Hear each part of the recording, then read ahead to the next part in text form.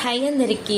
ఈరోజు evening snack కింద అయితే ఎగ్ తోటి ఎగ్ నూడిల్స్ చేశాను. ఖచ్చితంగా మీరు ట్రై చేయండి. ఎంత టేస్టీగా ఉంటుందంటే ఇది తిన్న ప్రతి పిల్లలు ఏమంటారో తెలుసా? లాస్ట్ వరకు వినేసి మీరే వినేయండి.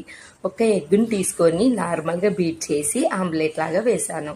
కొంచెం సాల్ట్ పెప్పర్ వేసుకున్నాను. ఆమ్లెట్ తీసిన తర్వాతకి అదే ప్యాన్లో చిన్న ఆనియన్, మార్నింగ్ కొన్ని స్వీట్ కార్న్ మిగిలిపోయాయి.